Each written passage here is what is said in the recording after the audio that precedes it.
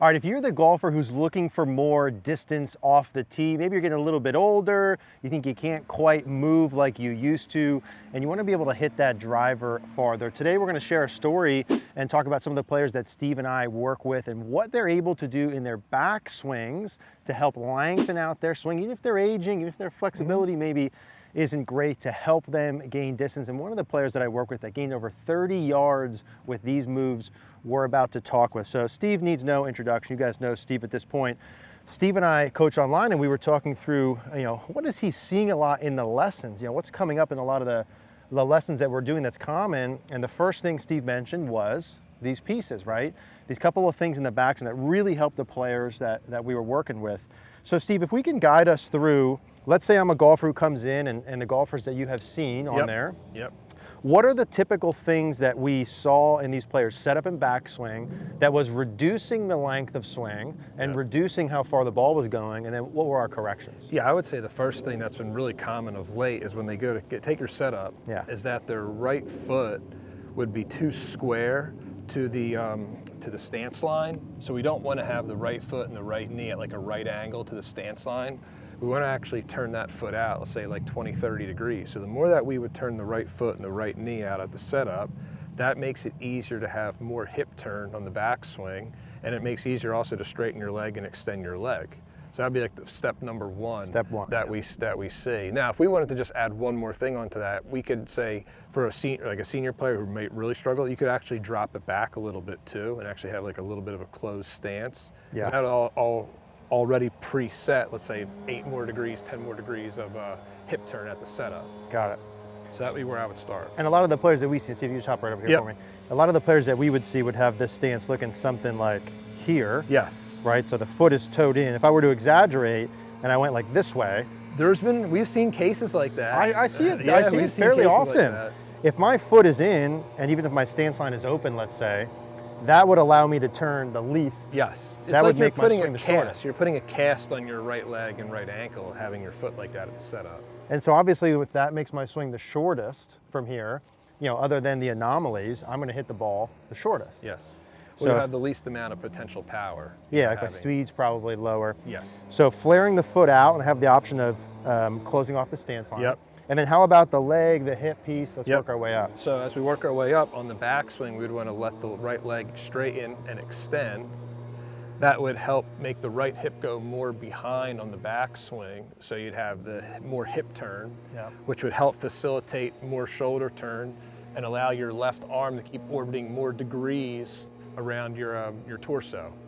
And ultimately, when I turn my hips back, and like you said, I'm able to turn my torso back. If I were to look at the butt of the club relative to the golf ball or the club head itself, as I turn my hips more, that butt of the club and that club head keep getting farther and farther and farther and farther. Yep. And the model we've seen, right, and the player that I was working with on, with the 30 yards, their backswing looked like this, which was knee flexed, very little hip turn. In fact, the guy told me he was trying to brace against his lower body, was what I heard. Yep.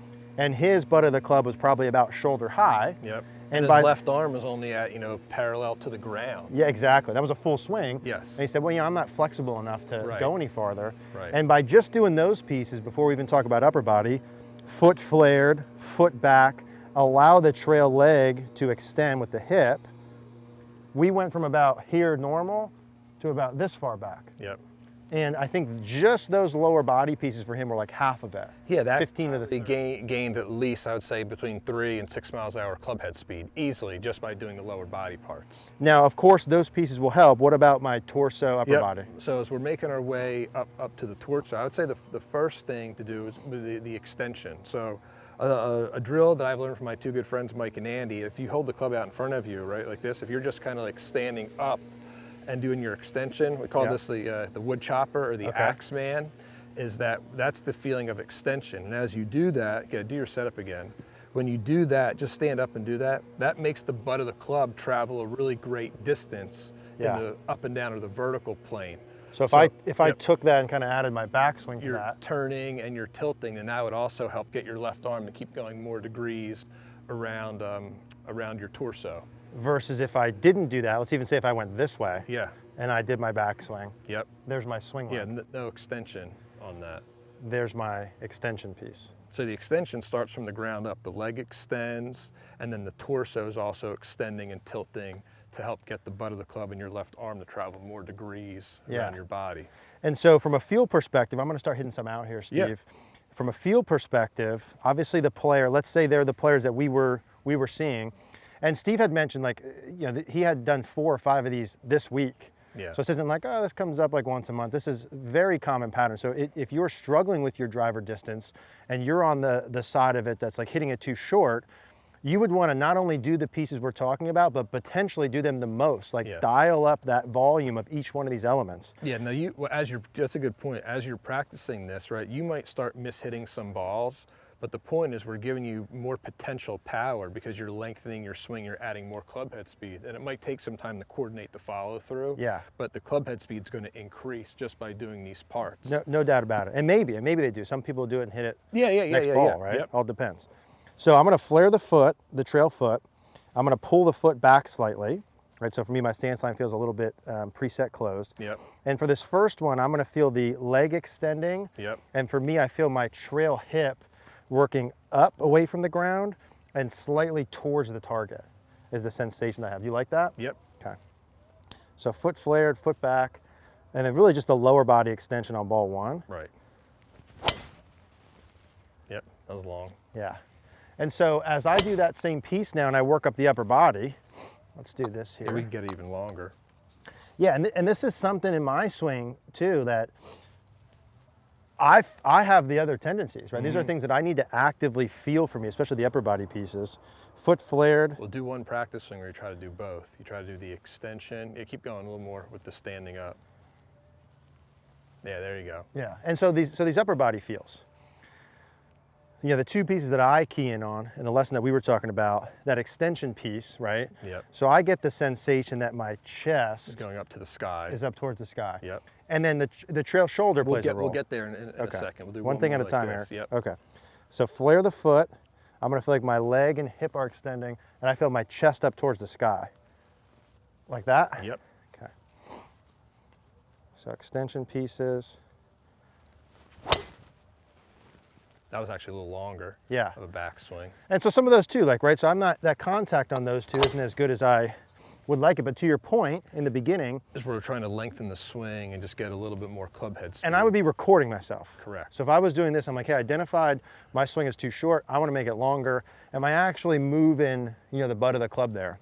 And you keep making your left arm keep going more around your torso. Yeah. On the backswing. Yeah. So let's do one Hit more. one more, and then we'll talk about that trail shoulder. A little longer on the practice. Even more. Yeah, do a little more. There you go. Yeah, so that feels like chest up towards the sky. I can feel like my back is stretching out a little bit there. So foot flared. It's even longer. That might have got past parallel. Yeah. Which for me is good. I'm on the short range of the spectrum. So let's touch on the trail shoulder. Yeah, let's do it. So if you face the camera, right? Or which way are you going to go? You want to go this way? Yeah. So what we would do is we would put a line down like the midline. We'll call this the mid part of the body right here. And we'd want to have the right shoulder get to the midline or even go beyond the midline. So that's talking about retracting the right shoulder on the backswing. So you do it from that view, and I'll go this way. So the right shoulder's going like this on the backswing. It's the same kind of feel of extension, but we're just saying it a little bit differently by having this right shoulder keep retracting to the midline or beyond the midline on the backswing. That's another good thought to give the golfer to lengthen out their swing. And a lot of that, like if I feel like for me, my shoulder blades pulling back some as I'm doing the turning, you know, my leg, like I get a lot of the other stuff for free, right, too, as I'm doing that, just as a byproduct of me trying to get my body there. Yeah. One of the things we were doing when we were just warming up, you know, we had talked about before, when I feel that, obviously it's easier with trail arm if I take my lead arm off the club. Do that again right there. That's a really good drill to do because that kind of does everything right there. You have the leg, you have the hip, you have the extension, and then you have this retraction of the trail shoulder moving around the body and getting to or beyond that midline that we just talked about. So I feel like if I just have my right arm, I feel like I'm trying to get my hand like as close to the target, essentially, as I can while I have some maintaining my and then my as tilt. You're doing that, okay, do the backswing one more time. Just practice. as you're doing that, your left arm's almost getting to perpendicular to the ground like Dustin Johnson's is in his swing. Yeah, which for me is, that would be pretty good. I would take that. Yeah. I would take that. I agree. Okay. But that's just like the feel for you to do it. You go a little longer. Do it one more time. There you go. Okay. That's got to feel crazy. That feels long. Yeah, no, it feels like how I think it should. Okay. It's probably the best hit one. Yeah, that was better. Pass parallel. Take me a couple going. Get that house. All right, a little short, a little short. That's pretty good though. Yeah. So the extension pieces, right? Very common lesson. I get to watch Steve do online lessons at cogornogolf.com all the time, quick plug there.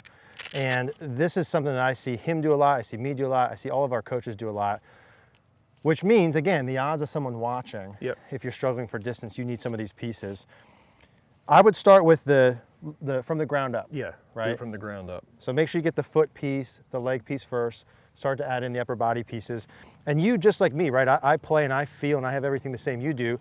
I don't know if I was just doing that correctly or not, unless I used the video. Yeah, you got to use the camera to check it. I have Steve, right? So I have feedback with me, but ultimately you're not going to have the feedback with you. And so we're going to talk a little bit after this video about live view, something you can use. Really, really good way to check this. Steve, thanks, man. Appreciate it. You got it. Thank you. I want to talk to you today about live view golf. Now, you guys hear me say all the time that you need feedback when you're practicing. You need to know if you're actually doing what you're trying to do. And the best way to give yourself feedback ultimately is video. And not only is video the best way to give yourself feedback, but being able to see yourself simultaneously as you're doing a movement is the best form of video feedback. It's the best way I've seen to make changes in your swing and be able to correlate the differences between your feels and your reels. Live view is super easy to use and set up. Simply set it up behind or in front of you. You connect it with your iPad or phone, pop that on the ground. You can actually do your practice, see yourself as you're doing it, the best way to expedite your process. I encourage you guys to check out Live View Golf. We'll put a link in the description down below with a coupon code.